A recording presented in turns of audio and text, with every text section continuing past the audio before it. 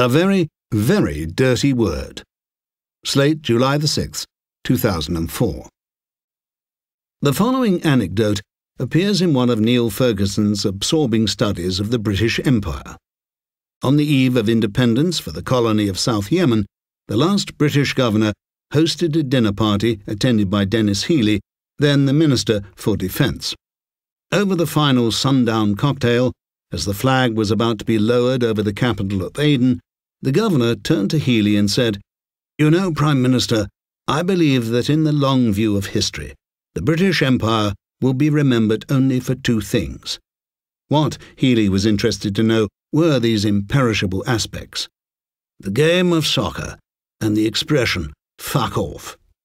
This prediction, made almost 40 years ago, now looks alarmingly prescient. Soccer enthusiasm is sweeping the globe, and both Senator John Kerry and Vice President Dick Cheney have resorted to the fuck word in the recent past. Kerry to say fucked up in connection with post-war planning in Iraq, and Cheney to recommend that Senator Patrick Leahy, Democrat Vermont, go and attempt an anatomical impossibility. The latter advice received the signal honour of being printed in full without asterisks in the Washington Post, thus provoking some ombudsman-like soul-searching on its own account by the paper's editor Len Downey. At some media poll event in Washington after the invasion of Afghanistan, I was told by an eyewitness that Al Franken attempted an ironic congratulation of Paul Wolfowitz, saying that Bush had won by using Clinton's armed forces. "Fuck off" was the considered riposte of the Deputy Defense Secretary. If things go on like this, which in a way I sometimes hope they do, we will reach the point where newspapers will report exchanges deadpan. Like this. "Fuck off," he shot back. "Fuck off," he suggested. "Fuck off," he opined. "Fuck off," he advised. "Fuck off," he averred. "Fuck off," he joked. Or even, "Fuck off," he quipped. The spreading of this tremendous rejoinder by means of the British Empire, or its surrogates, cannot be doubted. In London, older men of Greek Cypriot descent can be heard to say as they rise from the card game or the restaurant table, "Thukono," fuck off, by which they mean, "I shall now take my leave," or "It really is high time that I return to the bosom of my family," or perhaps, phrased more tersely and in the modern vernacular, "I'm out of here." A friend of mine was once a junior officer in Her Majesty's forces in the Egyptian Suez Canal zone. One of his duties was the procuring of fresh fruit for those under his command. On a certain morning, an Egyptian merchant called upon him and announced that he could furnish a regular supply of bananas. "Just the thing," replied my friend, "that we're looking for."